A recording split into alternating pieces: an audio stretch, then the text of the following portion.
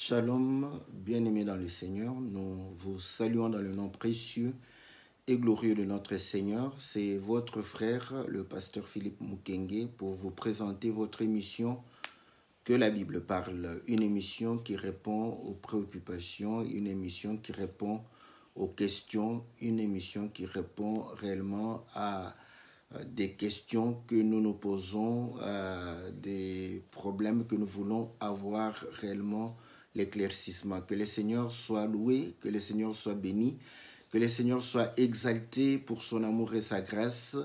Et nous ne cessons réellement de le glorifier pour la grâce qu'il ne cesse de faire sur nous. Nous saluons tous les bien-aimés qui ne cessent de soutenir réellement son œuvre, qui ne cesse de soutenir réellement ce moyen d'évangélisation. Que le Seigneur vous soit favorable, que le Seigneur vous bénisse. Salutations à tous les bien-aimés, salutations à notre bien-aimé Jean Didier, frère Christian, frère Kama. Nous saluons la sœur Bibiche, la sœur Bia, la sœur Cathy, la sœur Sylvie, la sœur Nadine. Nous saluons la sœur Solange, nous saluons le bien-aimé Kama, nous saluons aussi le docteur Vicky, l'homme de Dieu Barwani, nous saluons tous ceux qui réellement soutiennent la parole du Seigneur, tous ceux qui prêchent cette parole, que le Seigneur soit très, très favorable. Comme vous le savez, l'émission Que la Bible parle est une émission où nous nous sommes disposés à pouvoir réellement répondre à vos questions. Donc, n'hésitez pas, posez vos questions. Et si nous prenons le temps, c'est aussi le temps de pouvoir méditer, de pouvoir avoir la réponse. Comme je l'ai toujours dit, on n'est pas au bac où nous allons pouvoir réellement avoir la réponse à tout à l'instant même. Mais il y a des fois où nous méditons, il y a des fois où nous prenons du temps. Et si vous voyez qu'on a pris trop de temps, rappelez-nous, comme ce fut le cas de notre bien-aimé Grâce Kadima, je crois. Bon, il a écrit Kadimanche. Peut-être que ce n'est qu'un surnom. Donc, il est à Bukavu. Il a posé la question de pouvoir savoir pourquoi Job, quand il a souffert, Job a perdu ses biens, Job a perdu ses enfants, mais lorsque Dieu va le rétablir, Job va pouvoir avoir la double portion des biens qu'il avait, mais le même nombre d'enfants. Donc, c'est une question qu'il a posée. Et vous allez comprendre que parfois, lorsque nous, on se pose des questions où on veut aussi partager ce que le Seigneur nous a accordé, parfois ça paraît comme quelque chose où on veut sophistiquer le thème. La Bible est pour nous, voilà pourquoi nous scrutons cette Bible écriture par écriture. Mais le problème, c'est que nous sommes aussi humbles. Là où on n'a pas de lumière, on saute. Donc, moi, quand je lis ma Bible, là où j'ai la lumière, en tout cas, j'essaie de partager cela avec mes frères et sœurs parce que c'est une vie qui nous est donnée et nous voulons la partager car nous croyons que ceux qui marchent dans la lumière ne peuvent pas broncher et la lumière dissipe les ténèbres. Plus ta lumière est grande, plus tu verras que tu vas te sanctifier et tu vas marcher dans la lumière de la parole. Et ainsi, nous exhortons tous les bien-aimés à pouvoir penser la parole. Donc, écoutez, que vos pensées soient véritablement connectées avec la parole. Chaque fois que vous voulez faire quelque chose, faites-le par rapport à la parole. Vous verrez que vous serez beaucoup plus sanctifié, vous serez beaucoup plus réellement juste et droit parce que la parole est juste, la parole est réellement sainte, la parole est en train de pouvoir réellement rendre justice de Dieu. Donc voilà, il faut se poser. Or, pour savoir que chaque situation que tu vis correspond à la parole, il faut connaître la parole en abondance. Donc voilà, le Seigneur a parlé des mêmes choses d'une manière ou d'une autre. Pourquoi? Parce que les circonstances peuvent correspondre avec une autre manière de parler du Seigneur. Voilà pourquoi nous scrutons la Bible, nous scrutons la parole du Seigneur afin de pouvoir avoir la lumière. Tu peux te retrouver peut-être pas dans la même situation que Job, mais dans une situation où tu te retrouves réellement perdant de toutes choses, tu pourras espérer parce que tu connais la parole que le Seigneur a instruit au travers réellement l'histoire de Job. Voilà, cela est réellement l'objet de nos partages. Donc, nous prêchons parce que nous voulons partager la vie que nous avons. Nous prêchons parce que nous voulons partager cette lumière. Nous prêchons non pas parce que nous voulons faire connaître que nous avons un grand savoir. Ça, ce sont des choses qui vont pouvoir réellement éloigner réellement l'homme de Dieu du service que le Seigneur lui a assigné.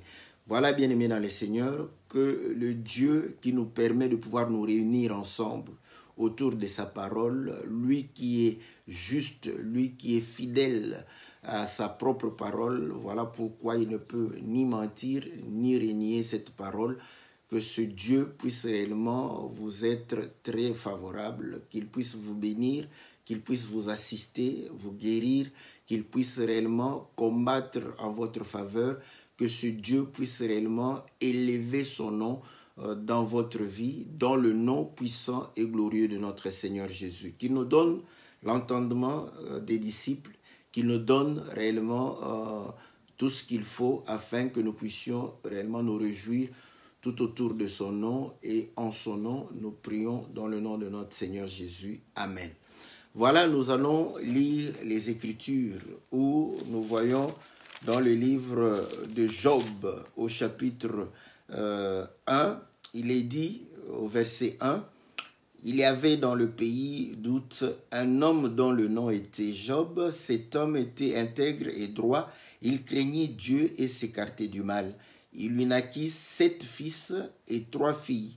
Son troupeau était de 7000 brebis, 3000 chameaux, 500 paires de bœufs, 500 ânesses et son personnel était très nombreux. Cet homme était le plus considéré de tous les fils de l'Orient. » Donc nous voyons que Job était un homme bien, un homme riche, un homme intègre, un homme qui craignait Dieu et qui s'écartait de mal. Donc vous allez comprendre que c'est ça même l'attitude que nous devrons avoir. Vous allez voir que c'est un homme qui craint Dieu, qui respecte sa parole. Donc quand tu veux craindre une autorité, tu dois connaître ce que l'autorité désire, ce que l'autorité te demande, ce que l'autorité t'exige. Donc, c'est là où nous comprenons que la crainte de Dieu, n'est-ce pas, elle est effective lorsqu'on connaît réellement ce que Dieu veut, la volonté de Dieu. Ainsi, en accomplissant la volonté de Dieu, on l'accomplit dans la crainte. Non pas de sanction, mais la crainte de pouvoir réellement se soumettre à l'autorité, et cela est réellement notre manière de pouvoir être. Et ainsi, on cherche à s'écarter du mal. Quand vous avez discerné le mal, vous devez vous écarter. C'est ça, c'est que Job faisait. Et nous, aujourd'hui, parfois, on voit le mal, on connaît le mal, on discerne le mal, mais on ne fait aucun effort pour pouvoir s'écarter. Donc, il faut s'écarter. Celui qui marche dans la droiture, c'est celui qui s'écarte du mal. Donc, quand vous voyez le mal, écartez-vous du mal. Donc, ne soyez pas ceux qui accompagnent le mal ou qui assistent le mal. Parce que c'est de cette manière que Job a marché. Donc, il avait 7 fils et 3 filles.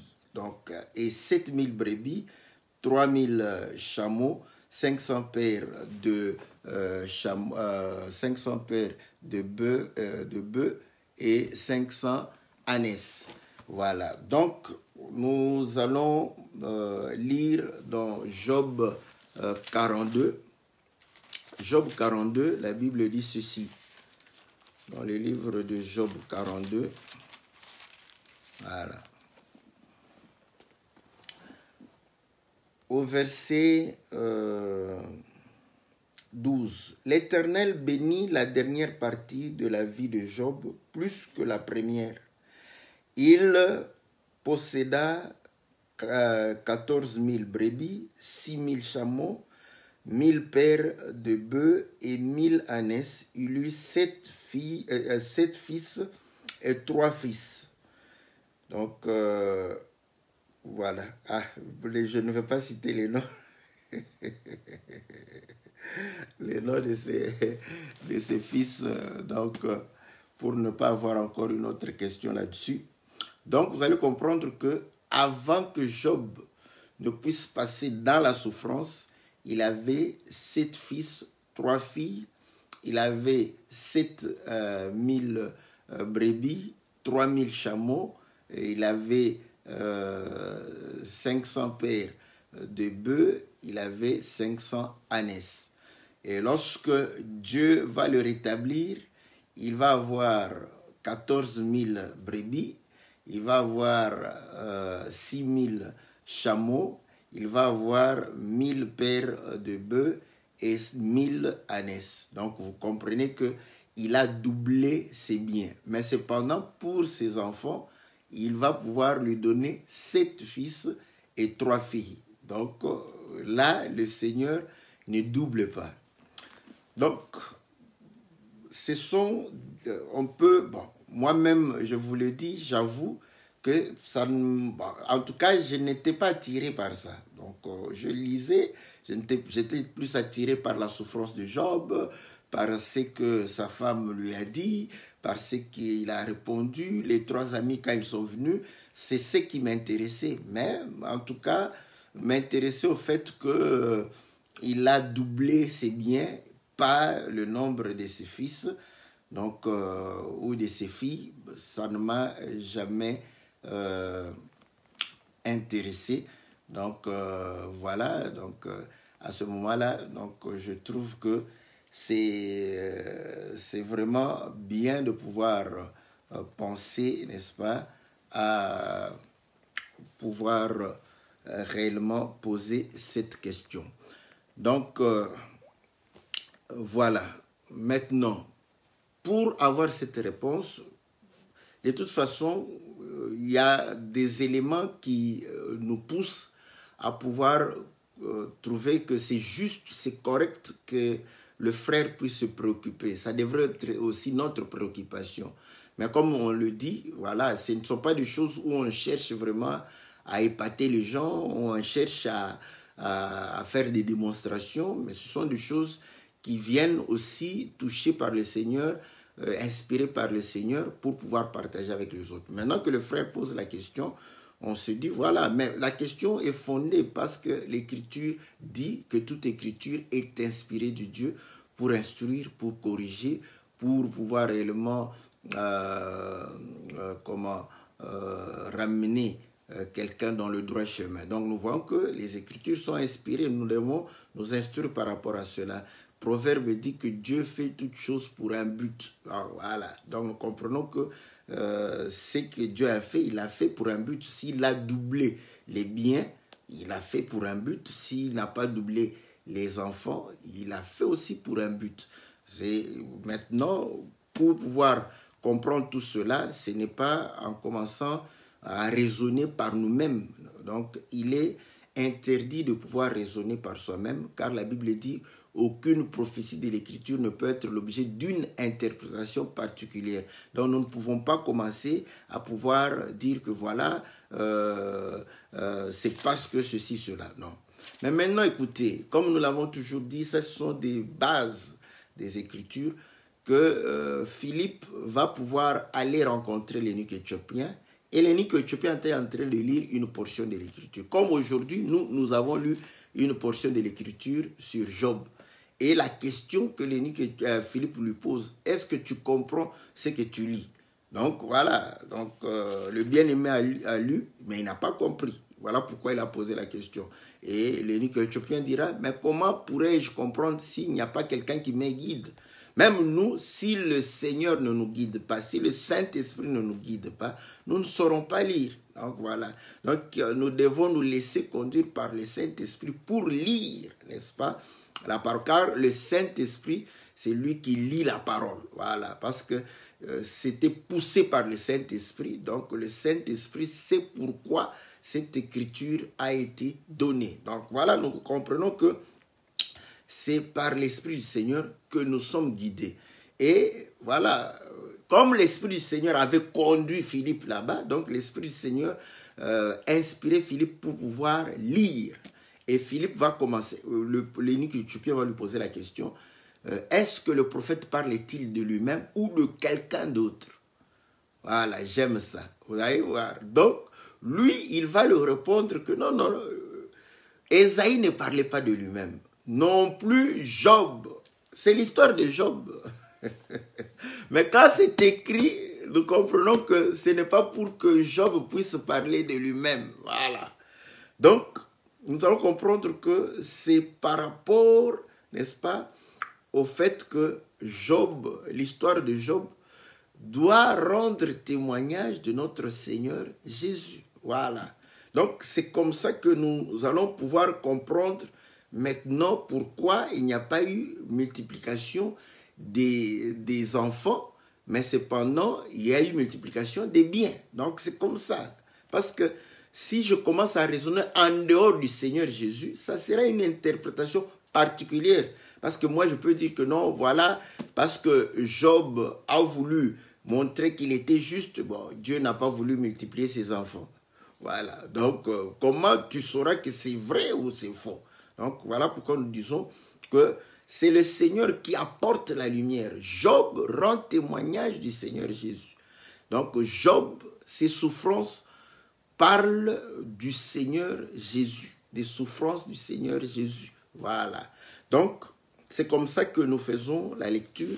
C'est comme ça que nous sommes certains aussi que le Seigneur est la lumière, il est la vérité.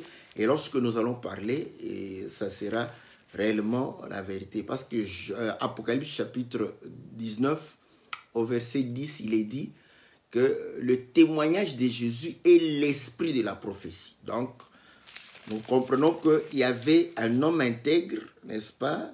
Un homme juste. Or, vous savez qu'en matière d'intégrité et de justice, il n'y a pas plus intègre que le Seigneur Jésus, plus juste que le Seigneur Jésus. Rappelez-vous que Pierre disait, c'est juste que vous avez crucifié. Donc, s'il y a un juste, c'est le Seigneur Jésus. S'il y a quelqu'un qui est intègre, c'est le Seigneur Jésus. Donc, vous allez comprendre que l'intégrité et la justice de Job ne parlaient que du Seigneur Jésus. Voilà, écoutez maintenant. Là, nous allons comprendre que si vous prenez, je vais prendre une écriture. Il y a beaucoup d'écritures parce que vous voyez, nous avons lu le premier chapitre et le dernier chapitre. Donc, normalement, on devrait expliquer tous les livres de Job. Mais comme on n'a pas le temps, vous allez comprendre que lorsque Job va pouvoir réellement être frappé, n'est-ce pas? Et que on va lui annoncer la perte de ses biens et la perte de ses enfants. Nous sommes dans Job chapitre 1, verset 20. Alors Job s'éleva, déchira son manteau, se rasa la tête, puis se jetant par terre, il se prosterna et dit, « Nu je suis sorti du sein de ma mère, et nu j'y retournerai, l'Éternel a donné et l'Éternel a ôté, que le nom de l'Éternel soit béni. » C'est une écriture simple. Mais bon, j'essaie il dit, je suis sorti nu du sein de ma mère. Nu j'y retournerai. Il va retourner, on parle d'abord français. Il va retourner où? Dans le sein de sa mère. Voilà, ça, là on comprend que Job ne parle pas de lui-même. Maintenant, je prends cette écriture pour qu'on raisonne ensemble. Lorsque tu mourras, ou lorsque je mourrai, si je meurs avant que le Seigneur ne vienne, bon, à moins que si je meurs et que j'ai des funérailles, n'est-ce pas? Vous n'allez pas m'enterrer nu. Et pourtant, l'Écriture dit, nu je suis sorti du sein maternel, nu j'y retournerai. Mais quand nous enterrons les gens, quand nous faisons les funérailles des gens, nous ne les enterrons pas nus. Ah, déjà, nous comprenons que cette simple phrase doit réellement nous amener à réfléchir. Parce que Job, il savait que s'il meurt, on allait l'enterrer et le couvrir. On n'allait pas l'enterrer nu. Donc déjà, là, on peut se dire, bon, maintenant il dit que nu je suis sorti du sein maternel, nu j'y retournerai. Bon, dites-moi. Comme Nicodème, lorsque le Seigneur va lui dire qu'il faut naître de nouveau, il a posé la question, comment, vu que je suis, je peux encore retourner dans le sein de ma mère? Donc, il a trouvé que ce n'était pas possible. Mais ici, Job dit que voilà, je suis sorti nu et je vais retourner nu. Là, nous disons, voilà. Comment répondre à cela? Voilà, tout le monde n'est nu. Ah, là, ça, c'est juste. Mais tout le monde n'est pas enterré nu. Bon, voilà. Maintenant, si tu meurs dans des circonstances, parce qu'il y a toujours des gens qui aiment toujours réfléchir. Mais si tu meurs dans des circonstances où, voilà, tu n'avais pas les habits et que, bon, on devrait t'enterrer vite, vite, on te jette comme ça dans un tombe qu'on a fait et on t'enterre nu là. Mais là, on comprend que ce sont des circonstances exceptionnelles. Mais quand on te fait des funérailles dignes, on va t'enterrer avec les habits. Voilà. Maintenant, vous allez comprendre que celui à qui on a dit que d'où tu as été tiré, c'est de là que tu vas retourner, c'est Adam. Voilà. Adam a été. Or, quand Dieu va pouvoir tirer Adam de la terre, vous savez qu'Adam était nu. Voilà. J'aime ça, voilà. Vous voyez, donc, vous allez comprendre que Job ne parle pas de lui-même, mais Job parle de quelqu'un d'autre. Voilà. Mais comme c'est un homme de Dieu, nous allons comprendre que Dieu voulait parler de ce qui le concernait au travers de la vie de cet homme. Et ainsi, lorsque vous allez lire, vous allez comprendre que Job va commencer à dire que j'étais l'œil de l'aveugle, j'étais ceci, j'étais... Donc, le vieillard, il va parler, il va... Lisez, vous allez comprendre que ce que Job était en train de pouvoir revendiquer, en fait, c'était la nature de Christ même. Donc, nous comprenons que Job est en train de pouvoir parler du Seigneur Jésus. Et la Bible dit que Job avait 7 fils et 3 filles. Et lorsque ses fils et ses filles vont mourir, Job va se lever. Il va se lever d'où? C'est qu'il était assis, n'est-ce pas? Il va se lever de, bon, je le dis comme ça, hein, de son trône, de son siège, comment être de son siège, voilà. Il va se lever de son siège et va déchirer le manteau, se raser la tête, porter le sac, se coucher par terre. Donc nous comprenons que Job était assis sur le siège, il va se mettre debout, déchirer le manteau, porter le sac, raser la tête et coucher par terre. Pour faire quoi? Pour pleurer ses fils. Bon, je mets et ses filles. Voilà. Donc, ça c'est l'histoire de Job. Hein. Maintenant, vous connaissez que le diable va se retourner. Satan va retourner chez Dieu pour lui dire que non, voilà, Job ne t'a pas maudit, il t'a béni parce que tu n'as pas touché sa propre chair ni ses os. Car tout ce que l'homme donne, c'est pour sa vie. Donc, laisse que ta main puisse toucher sa chair. Tu verras qu'il va pouvoir réellement te maudire. Nous sommes dans Job chapitre 2. Voilà. Je lis au verset 4. Satan répondit à l'Éternel, peau pour peau, tout ce que possède un homme, il le donne pour sa vie. Mais étends ta main, touche à ses os et à sa chair. Je suis sûr qu'il te maudira en face. J'aime ça. Et vous allez comprendre que dans un premier temps, Job qui était riche, qui avait de biens et qui avait des enfants, va pouvoir réellement servir le Seigneur dans l'intégrité. Et écoutez, quand le Satan vient, Dieu lui-même dit à Satan, as-tu vu Job? Il est intègre, il est réellement un homme droit. Donc vous allez comprendre que quand Satan se promène, il va pour pouvoir réellement manger avec les gens qui sont réellement en train de pouvoir le servir, posséder ces gens, les séduire. Il ne touche pas Job. Pourquoi? Parce que Job a la nature de Dieu. Donc vous allez comprendre que Job manifeste la divinité, n'est-ce pas, sur terre. Et c'est là où vous allez comprendre que Job, lorsque Job sera touché, il va perdre ses biens et ses enfants. Et lui va s'élever, est-ce que vous comprenez? Va se coucher. Or, quand Dieu crée Adam, il dit, créons l'homme à notre image. Donc, l'homme à l'image de Dieu, c'est l'homme qui a la nature de Dieu. L'homme qui marche selon le souffle de Dieu. L'homme qui marche conformément à la parole de Dieu, à ses commandements. C'est ça l'image. Donc Job est l'image aussi de Dieu.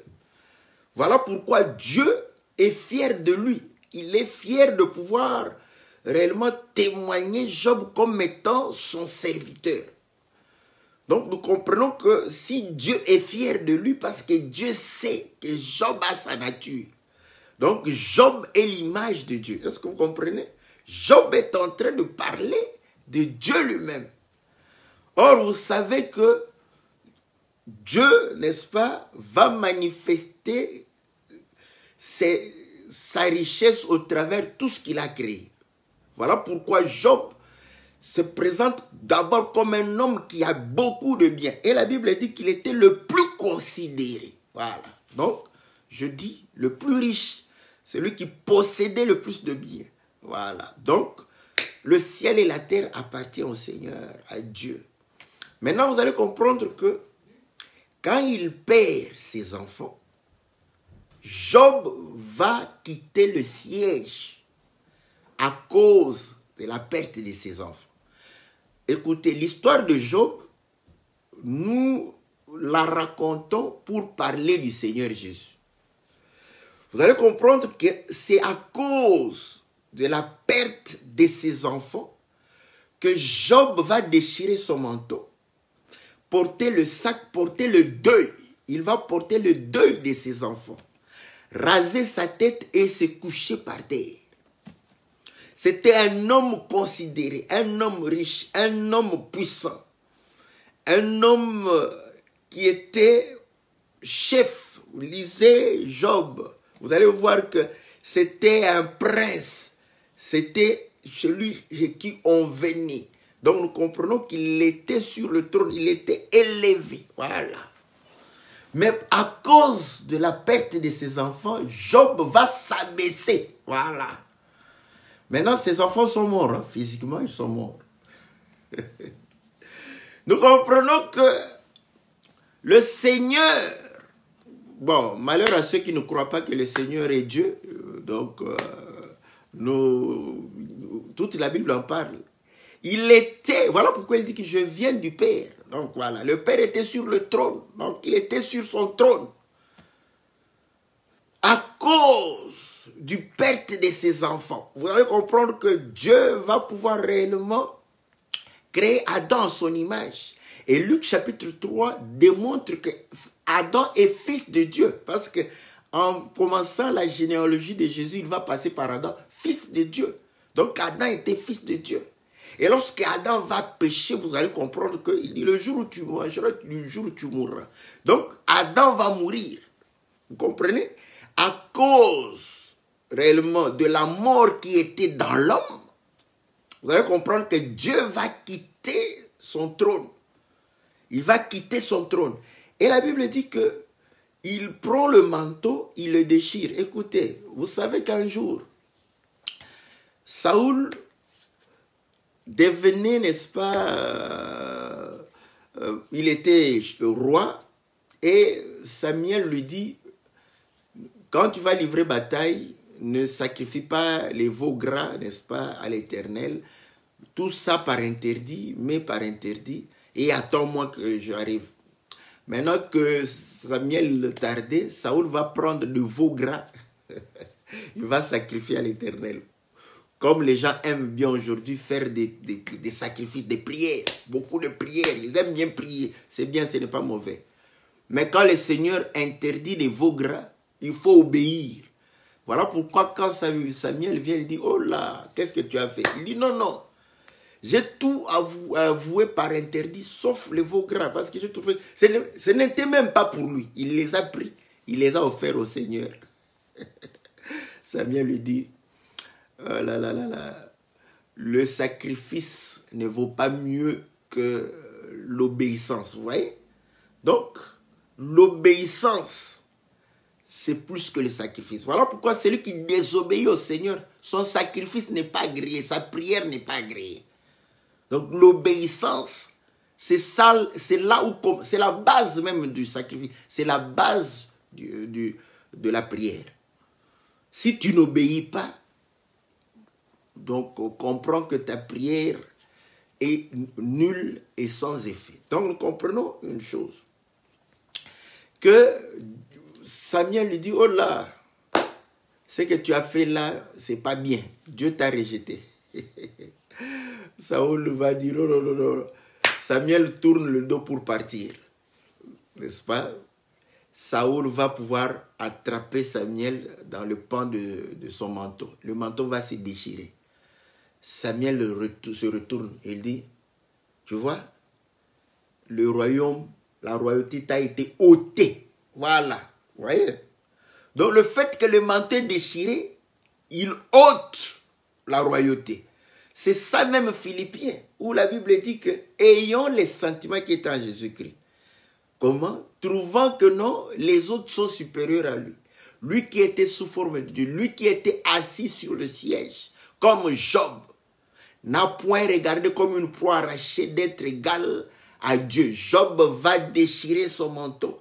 Vous voyez? Va pouvoir déchirer son manteau pour dire que voilà, je ne me placerai pas dans des lieux élevés. Je dois m'abaisser à cause de mes enfants. Vous voyez? Donc vous allez comprendre qu'il va s'abaisser à cause de l'homme et servir l'homme. Vous voyez? Pour pouvoir avoir l'habit du serviteur. Voilà pourquoi il a porté le sac. Parce que le sac, c'est l'habit du serviteur. De celui qui est soumis. Et nous comprenons qu'en ce moment-là, il va se coucher par terre. Vous voyez? Donc, il a été abaissé. Pour un temps. À cause de quoi? À cause de l'homme. À cause, réellement, n'est-ce pas, de l'homme qui a péché. Écoutez, quand vous lisez Job 1, vous allez voir que ses enfants faisaient de la fête et invitaient leurs sœurs. Ils mangeaient. Après les fêtes, Job les appelait pour offrir. Il disait peut-être qu'ils ont maudit Dieu. Donc, il faisait des offrandes pour eux. Vous voyez? Mais vous allez comprendre qu'au moment où, n'est-ce pas, pour pouvoir, parce que vous voyez maintenant que ces enfants-là, que nous sommes en train de dire, on va expliquer pourquoi 7 fils, 3 filles, et puis Dieu va pouvoir lui redonner 7 fils et 3 filles.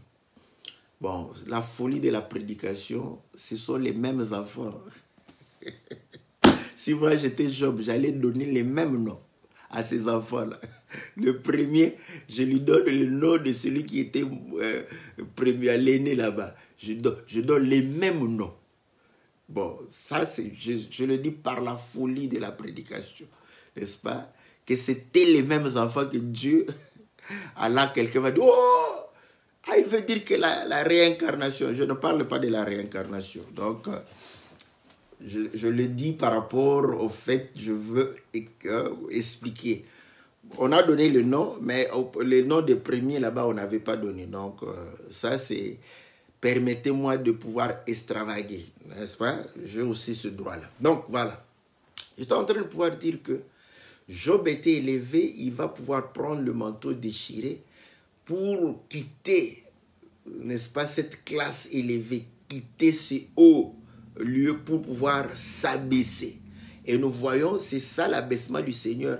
Mais quand le Seigneur est venu, vous allez comprendre que le Seigneur dit, je suis venu sur la terre, je me suis abaissé, j'ai été abaissé, je me suis humilié, je me suis dépouillé de la divinité pour chercher les brebis perdues de la maison d'Israël. Voilà.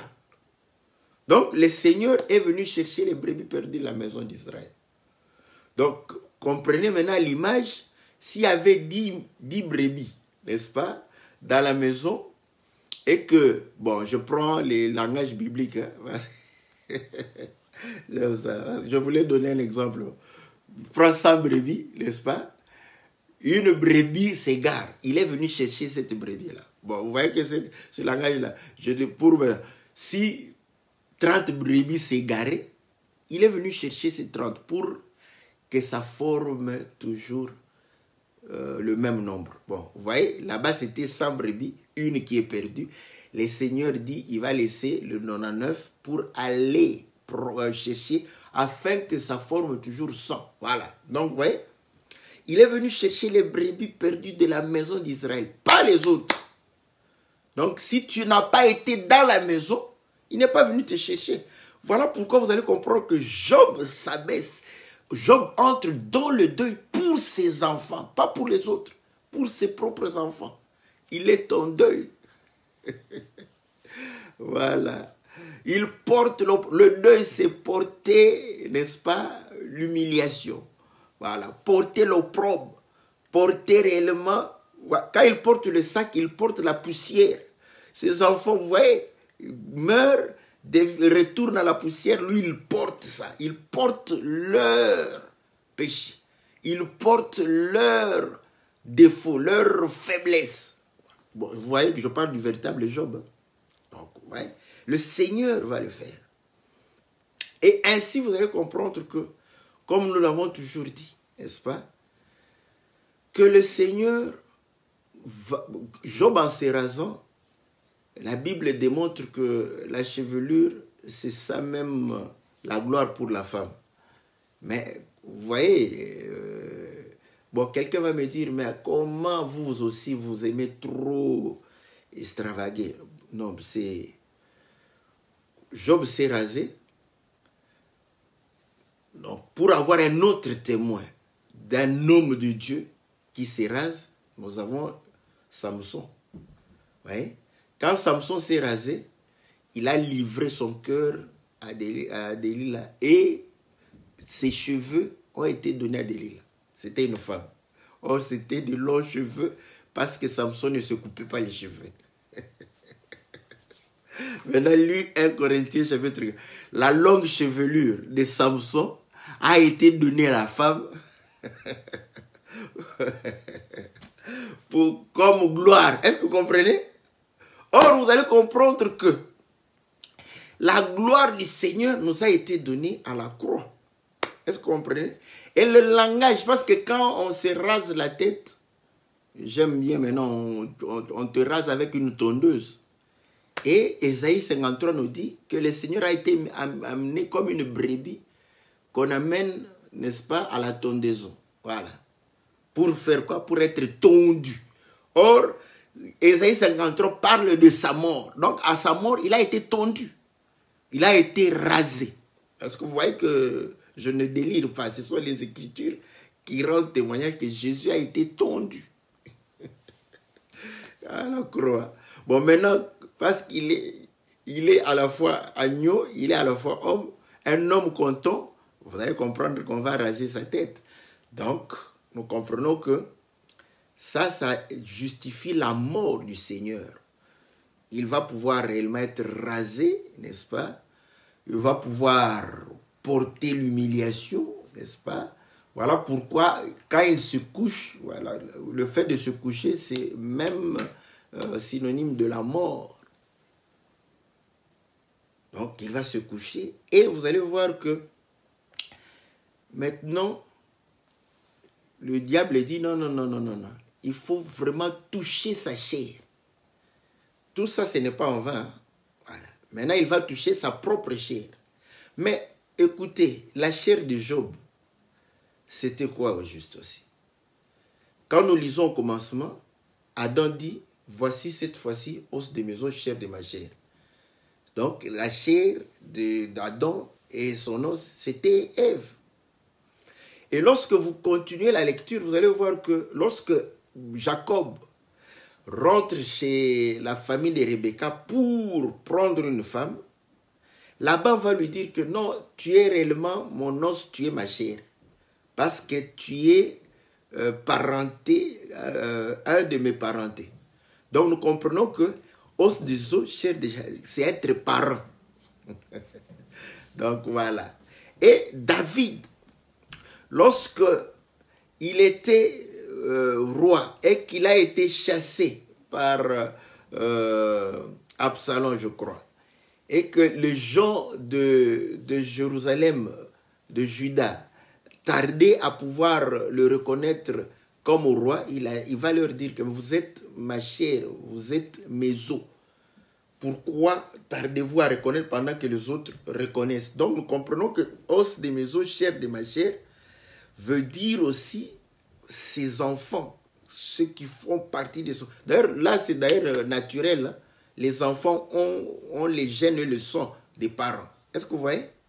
Donc, en touchant sa chair, cela parlait de la mort aussi, n'est-ce pas? Parce que sa chair n'était pas seulement sa chair physique ici, sa chair, c'était aussi ses enfants. Est-ce que vous comprenez? Là, vous allez comprendre maintenant que parce que ses enfants sont morts, sa chair en étant touchée. Et vous allez comprendre que sa maladie était en train de pouvoir détruire sa chair. C'était l'ulcère, en train de détruire sa chair. Ouais. Or, vous allez comprendre que au commencement était la parole était avec Dieu, la parole était Dieu, la parole s'est faite chair. Et le Seigneur dit, celui qui ne mange pas ma chair, ne boit pas mon sang, n'aura pas. Donc, pour que le Seigneur meure, il fallait la destruction de la chair. Et cette maladie parlait de la destruction de la chair. Donc, de la mort. Vous comprenez que pour que l'homme qui avait péché, parce que quand ses enfants meurent, voilà, le Seigneur répond. Lorsqu'un de ses disciples dit, je vais aller enterrer mon père. Il dit, laissez les morts enterrer leurs morts. Donc, ceux qui sont cadavres et ceux qui vivent tout en étant dans les péchés sont morts. Donc, la mort de ces enfants démontre l'état dans lequel l'homme est loin de la face de Dieu. Donc, vous allez comprendre que voilà pourquoi la parole qui était au commencement, qui était Dieu, va porter la chair pour venir faire quoi? Pour donner la vie à ceux qui étaient morts. Donc, nous comprenons maintenant que Job va pouvoir souffrir dans sa propre chair. Tout cela afin que ses enfants, qui sont aussi sa chair, puissent recevoir la vie. Voilà pourquoi le Seigneur dit, n'est-ce pas, il n'y a pas plus grand amour de donner sa vie pour ses amis. Donc, la vie que nous l'avons du Seigneur. Il faut que le Seigneur perde cette vie afin que nous puissions la recevoir. Donc, voilà ce que nous comprenons. Et le Seigneur, avant de pouvoir passer à la souffrance, écoutez ce que il dit dans dans Jean chapitre 17. Voilà. Voilà. Le verset 7. Je commence le verset 6.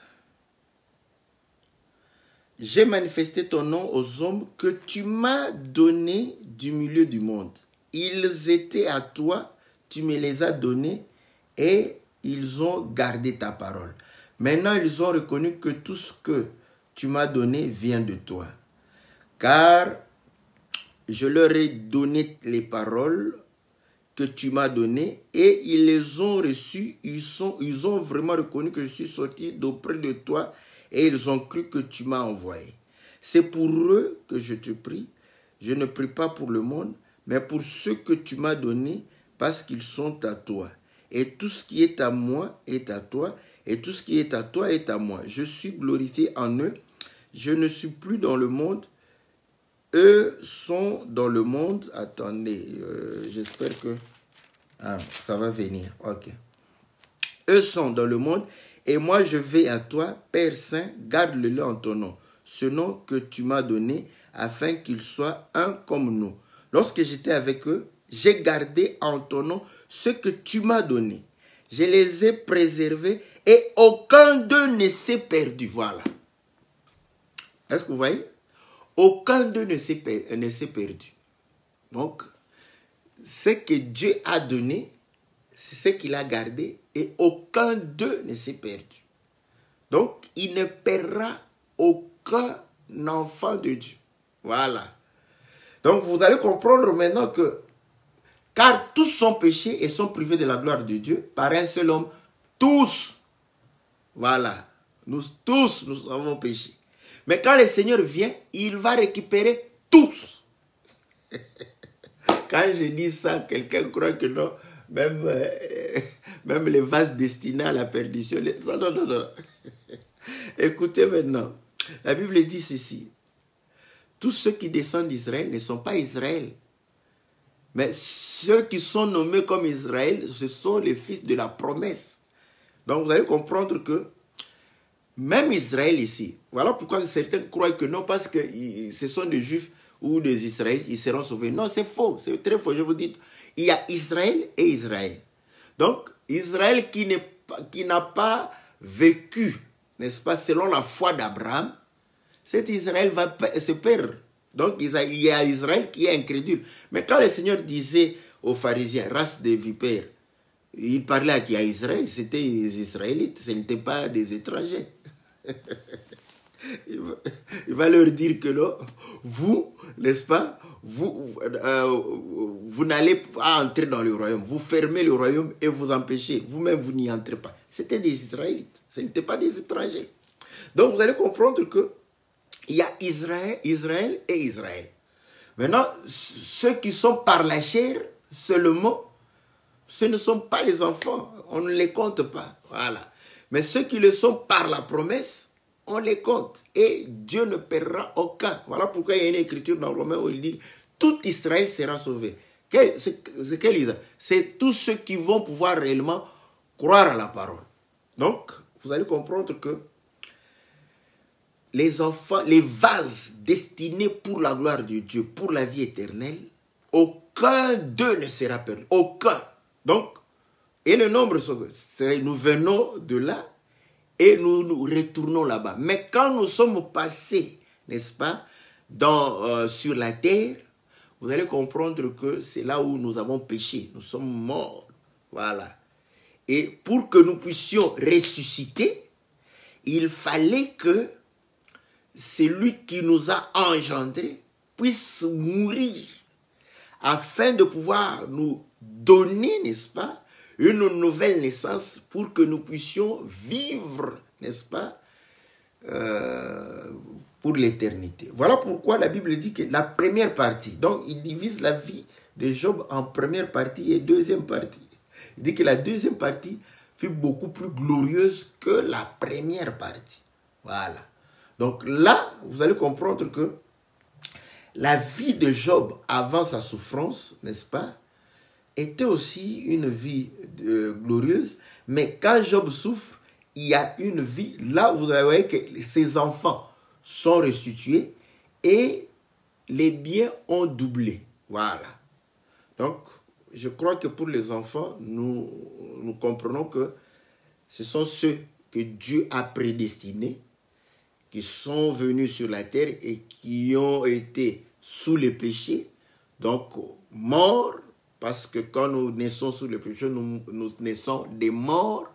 Voilà, le Seigneur s'est levé, a déchiré son manteau, a ôté, n'est-ce pas, sa divinité pour pouvoir réellement porter la condition humaine, le sac, et pouvoir réellement s'abaisser et mourir pour nous afin que nous puissions avoir la vie. Voilà pourquoi quand Dieu l'a souverainement élevé, donc vous allez comprendre que la Bible dit, nous mourrons avec lui, nous ressuscitons et nos vies seront cachées en lui. Donc voilà pourquoi le nombre d'enfants de Job ne s'est pas multiplié, parce que Dieu, ceux qui seront sauvés, il les a connus avant même la fondation du monde. Donc c'est le nombre connu. Le nombre ne va pas augmenter. Voilà. Donc vous comprenez que c'est ceux qui étaient, n'est-ce pas, pour l'éternité, c'est ceux qui vont pouvoir réellement recevoir la vie pour l'éternité. Maintenant, Dieu ne fait rien au hasard. Il divise les enfants de Job en deux. 7 fils, 3 filles. Et ça, nous voyons que cette division, le total, ça fait 10. Hein, voilà. Ici, on va parler des chiffres. Ça fait 10. Et le 10, vous allez comprendre que c'est la totalité des enfants de Jacob. Donc, le chiffre 10 représente la totalité. Écoutez, dans le livre de Deutéronome, n'est-ce pas, au chapitre 1, verset 15, vous allez voir que Moïse va pouvoir organiser le peuple en chef de 1000, chef de 100, chef de 50, chef de 10. C'est là où nous savons que 1 est égal à 1000, 1 est égal à 100, 1 est égal à 50, 1 est égal à 10. Donc, je n'invente rien. Bon, si quelqu'un, un de mes frères, celui qui croit à la parole de Christ, qui a la pensée du Seigneur, même s'il dit que quand vous avez 10, vous enlevez 0, bon, je vais supporter ça parce que c'est un frère, je sais ce qu'il veut dire. Il veut dire que 1 est égal à 10, bon, je le supporte. Mais si je le vois, je vais lui dire, ce langage-là peut te compliquer parce que si on écrit 10 en chiffre romain, tu auras des difficultés d'enlever les 0. Mais quand c'est en chiffre arabe, nous comprenons ce qu'il veut transmettre. Donc voilà, c'est mon frère. Je vais le supporter. On dit qu'il faut se supporter les faibles. Voilà, j'aime bien. Quand c'est mon frère, je le supporte. Même s'il utilise ce langage, on fait tomber les 0. Je sais que par l'écriture de Deutéronome 1, 15, il peut faire l'égalité entre 1, parce que le chef de 1000, il va représenter les 1000. Quand il parle au nom de 1000. Donc, quand il se pointe là, il est 1 et il est 1000. Voilà. Le chef de 100, il est 100, il est 1000. Voilà. Le chef de 10, il est 10, il est 1. Voilà pourquoi, même quand le Seigneur, on lui pose la question, est-ce qu'il y a une loi qui accomplit toutes les lois? Donc, il y a un commandement qui représente les 10 commandements. Voilà. Et vous allez comprendre que les 10 commandements, c'est la parole de Dieu. Or, la parole de Dieu, c'est un tout. Donc, voilà. Donc, vous allez comprendre que 10, 100, 1000, c'est aussi les chiffres qui représentent la totalité. Donc, ces enfants, la totalité, c'est 10. Il les divise. C'est Dieu qui lui donne 7 fils et 3 filles. Vous allez comprendre maintenant, Salomon va avoir une division pareille, n'est-ce pas? Où Salomon était lié, parce que on peut, voilà, vous pouvez dire, mais vous parlez des enfants, maintenant vous parlez des femmes. Oui, les enfants sont l'os et la chair de l'homme. La femme, c'est aussi l'os et la chair de l'homme. J'aime ça. J'aime ça. Que le Seigneur est bon. Voilà pourquoi nous sommes, en tant que, n'est-ce pas, fils, nous sommes membres du corps de Christ. Voilà, que Dieu le soit loué. Donc, vous allez comprendre. Or, ce corps-là, c'est ça la femme. Hein? Vous voyez que ce n'est pas le délire des hommes, mais si c'est le délire, ça doit être le délire de la parole et de Dieu. Donc, vous allez comprendre que Salomon a 1000 femmes, vous voyez, donc divisées aussi dans les mêmes proportions. 700 princesses et 300 concubines, vous voyez. Donc, nous voyons que 700 princesses, 300 concubines. Voilà. Maintenant, nous comprenons les concubines. Oh, nous les avons vues où? Nous les avons vues chez Jacob. Quand Jacob épousait Léa, on lui donna une concubine.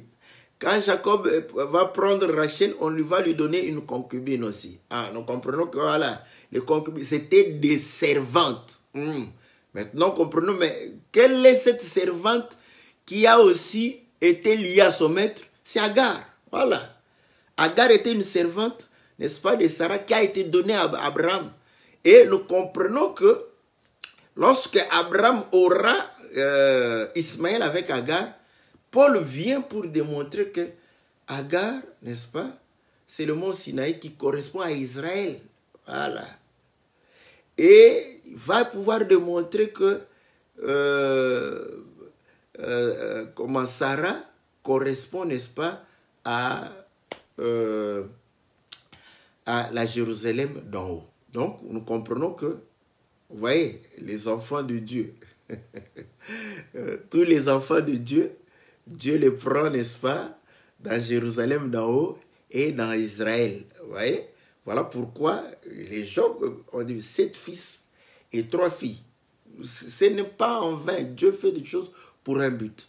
Et vous allez voir aussi, quand Job va commencer à souffrir, il y aura 3 amis qui vont venir. Vous voyez? Ils vont venir pour démontrer que, oh non, nous sommes des saints. Comment toi tu souffres? C'est que tu es un pécheur. Après, Job va déclarer ceci. Il va dire, oh là, je trouve que vous êtes des médecins des néants. Oui? Donc, vous êtes venus pour me guérir, mais vous n'avez pas la capacité de pouvoir me guérir. Il les traite des médecins des néants. Or, écoutez, le Seigneur donne une parabole pour dire qu'il y avait un homme qui descendait de Jéricho, de Jérusalem à Jéricho. Il sera attrapé par des bandits et tabassé, laissé à demi-mort. Un sacrificateur va passer par là, devrait lui apporter la guérison, mais il n'a pas su. Médecin des néants, il va passer. Un lévite va passer par là, il devrait apporter la guérison, médecin des néants, il va passer. Un samaritain vient, il le prend, il lui donne l'huile, il lui donne le vin, il l'amène à l'hôtellerie et il donne 2 deniers pour qu'on prenne soin de lui encore jusqu'à ce qu'il va revenir. Est-ce que vous voyez? Or, les Juifs avaient traité le Seigneur des Samaritains. Donc, nous comprenons que ce Samaritain-là, c'était le Seigneur lui-même qui est venu. Vous voyez? Mais il est né, vous voyez, sous la loi. Vous voyez? Voilà pourquoi vous allez comprendre que le chiffre 3, c'est le chiffre de la loi aussi. La loi a été subdivisée en 3 parties. La loi, le psaume et les prophètes. C'est pas en vain. Vous voyez? Donc, les 3... c'était des médecins des néants. Et nous avons vu le sacrificateur, les Lévites, qui ne pouvaient pas guérir. Voilà pourquoi on dit que les sacrifices qu'ils donnaient ne pouvaient pas ôter le péché, apporter la guérison, parce que la guérison dont l'homme avait besoin, c'était le fait qu'on puisse ôter le péché. Donc nous comprenons maintenant qu'effectivement, n'est-ce pas, ceci démontre, n'est-ce pas, ceux qui sont liés par la loi. Donc, le Seigneur, vous voyez comment il divise. Donc les enfants, voilà pourquoi Dieu, dans le temps après Salomon, avait subdivisé, n'est-ce pas, la maison en 2. La maison de Juda et la maison de Samarie, d'Israël, n'est-ce pas, qui avait les 10 tribus. Donc vous allez comprendre, 10, ce sont les divisions de Dieu. 10 correspond à la loi, les 10 commandements. 2, vous voyez, la grâce, Siméon, hein, n'est-ce pas? Dieu, eux-mêmes, je ne dis pas des choses en l'air comme ça. Vous allez comprendre qu'on envoie des espions, ils étaient 12. Ils partent, quand ils reviennent, ils se divisent en 2. 2, n'est-ce pas? Josué et Caleb, et 10 à côté. 10 disent, oh, on ne peut pas, parce qu'ils sont trop forts. Donc, ils reconnaissent que leur effort ne pourra pas leur faire entrer dans Canaan. 2 vont déclarer, Dieu nous fera grâce. Donc, le 2 croit à la grâce de Dieu. Gloire au Seigneur. J'aime la parole. Vous voyez? Donc, vous allez comprendre que Dieu divise comme ça pour démontrer que il y a ceux qui sont sous la loi et ceux qui sont sous la grâce. Et Galates chapitre 4 dit que Dieu a envoyé le Fils au temps marqué pour, n'est-ce pas, racheter ceux qui étaient sous la loi et ceux qui étaient réellement, qui sont sous la grâce. Donc voilà. Donc nous comprenons pourquoi il avait 7 fils et 3 filles. Et vous allez comprendre que ce sont ceux-là qui sont morts à cause du péché et qui vont pouvoir réellement ressusciter parce qu'ils ont cru au Seigneur, parce qu'ils appartiennent au Seigneur. Donc, il n'y a pas un nombre de plus. Voilà pourquoi nous disons il n'y aura pas de fraudeur au ciel où Dieu va... Ah, toi, tu viens d'où? Je ne te connais pas. Tu es venu d'où? Non, non. Donc, il connaît d'avance. Ce qu'il a connu d'avance, il les a prédestinés. Donc, vous allez comprendre que le nombre, c'est le même nombre. Ça ne peut pas augmenter. Mais maintenant, vous voyez, j'étais en train de parler du Seigneur, le Samaritain, qui va donner 2 deniers. C'est là où on va comprendre pourquoi il y a multiplication, n'est-ce pas, des biens, n'est-ce pas, de Job. Le 2 deniers, nous allons en Apocalypse. Apocalypse, n'est-ce pas, va nous montrer que non, 2 deniers, n'est-ce pas, nous parlent de double portion. Pourquoi? Parce que en Apocalypse, chapitre, je crois, 6, n'est-ce pas, là où on parle je crois, du 4e psaume, où on dit que voilà, 1 denier pour une mesure de blé et 1 denier pour 3 mesures d'orge. Donc, vous voyez, maintenant, si vous avez 2 deniers, vous aurez une mesure de blé et 3 mesures d'orge. Maintenant, vous allez comprendre que 3 mesures d'orge est égale à 1 mesure de blé. Maintenant, le blé, c'est le Seigneur. Le grain de blé qui est tombé, s'il ne meurt, reste seul. S'il meurt, il va pouvoir réellement porter beaucoup de fruits. Donc, nous comprenons que c'est le grain de blé qui a été moulu. Voilà. Et maintenant, ce même grain, il va démontrer que non, il est parlé de lui, n'est-ce pas, dans l'Ancienne Alliance, dans 3 portions. La loi, les psaumes et les prophètes. Donc, vous voyez maintenant, les 2 deniers font que, aujourd'hui, voilà pourquoi nous n'abandonnons pas, parce que la loi doit nous accompagner. Voilà, la loi doit nous accompagner. Et ainsi, comme on l'a expliqué la fois passée, quand tu crois à la foi, tu dois obéir à la loi, automatiquement. Si tu n'obéis pas à la loi, c'est que tu ne crois même pas, tu n'as pas la foi. Donc, celui qui n'obéit pas à la loi n'a pas la foi. Celui qui a la foi, automatiquement, la loi, il est conforme à la loi. Donc, vous voyez, voilà pourquoi on est à la loi et au témoignage. Mais maintenant, vous allez comprendre que ceci démontre 2 portions, n'est-ce pas? Ça, c'est juste pour expliquer pourquoi maintenant les biens, n'est-ce pas? Ces biens doivent servir, ces enfants doivent servir réellement, n'est-ce pas, ce qui lui appartiennent. Donc vous allez comprendre, voilà. C'est là où nous disons que vous allez voir qu'il y avait 7000 brebis. La brebis, c'est pour donner la vie. Et je reviens dans Ésaïe 53, n'est-ce pas? Si nous avons la vie, si nous avons la guérison, si nous avons le pardon de nos péchés, parce que ce sont les péchés qui amènent la mort. Le salaire du péché, c'est la mort. C'est par la brebis. Donc la brebis donne la vie. Oui? Donc 7000 brebis. Or, la vie que nous avons, le Seigneur dit, la vie en abondance.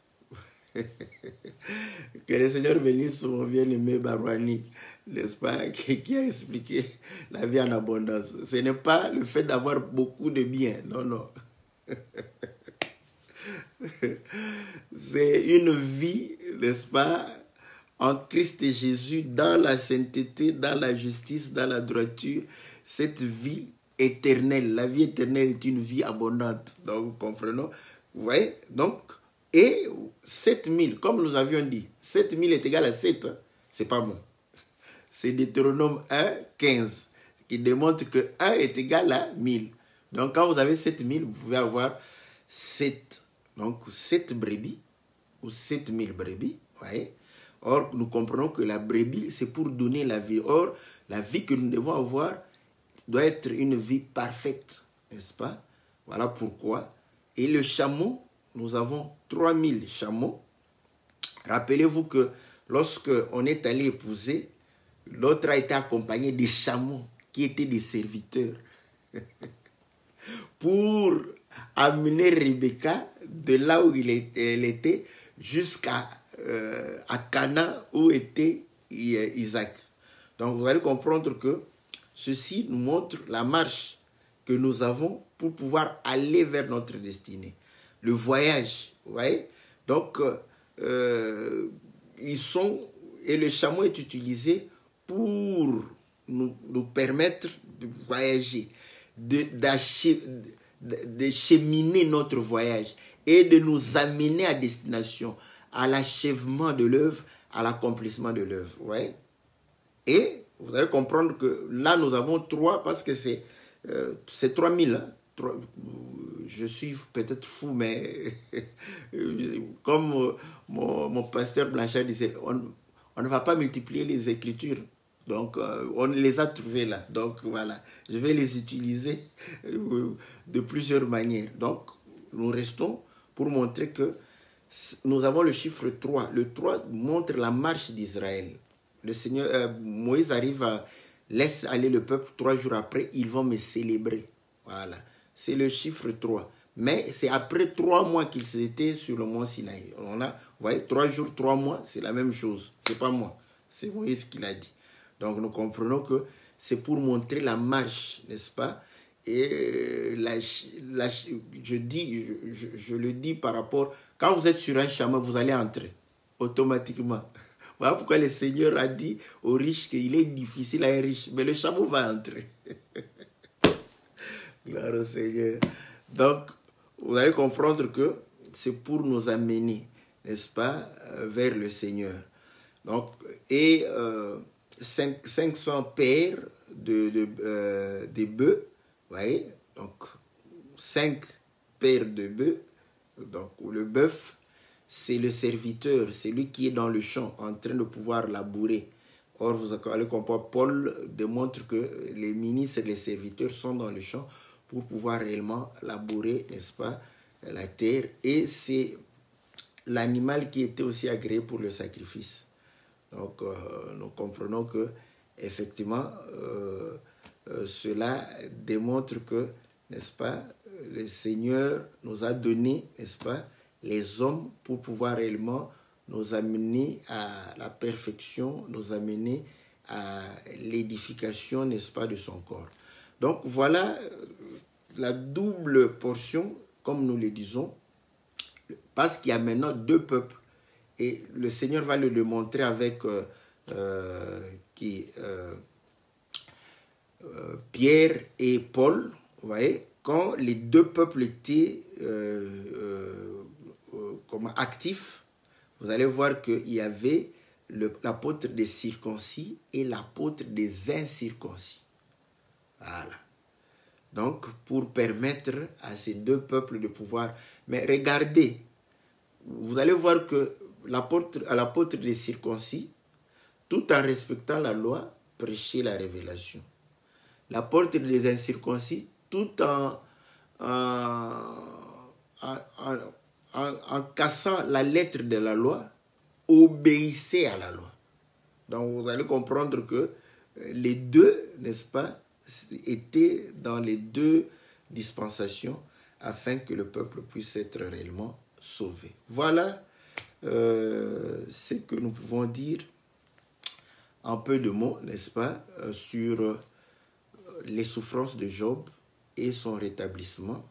Ça parlait des souffrances de Christ et qui nous a rétablis, et le Seigneur n'est-ce pas, nous donne, n'est-ce pas, de bien. Bon, pour les biens, je sais que peut-être le langage qui peut satisfaire les autres, voyez, le Seigneur a dit que vous ferez plus que moi. Bon, ça peut vous satisfaire, mais voilà, nous comprenons que voilà, le Seigneur, n'est-ce pas, prophétise afin que nous comprenions que ceux qui sont sauvés ont été prédestinés. Donc le Seigneur les a connus d'avance. Donc avant qu'ils ne soient dans le péché et qu'ils ne soient rachetés. Donc vous allez comprendre que voilà pourquoi il ne vient que récupérer les brebis qui lui appartiennent. Les brebis qui ne lui appartiennent point. Vous voyez? Donc c'est le nombre connu. Voilà pourquoi même pour Apocalypse, c'est marqué, comment c'est, 144 000.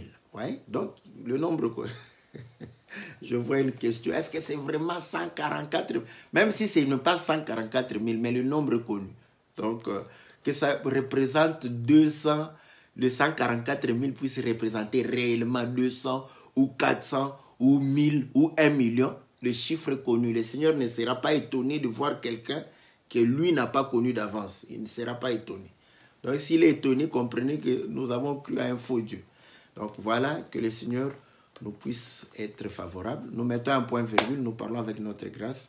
Que le Seigneur puisse réellement vous bénir abondamment dans le nom puissant et glorieux de notre Seigneur. On se retrouve lundi par la grâce du Seigneur pour l'émission Louons l'Éternel et mercredi pour l'émission Que la Bible parle.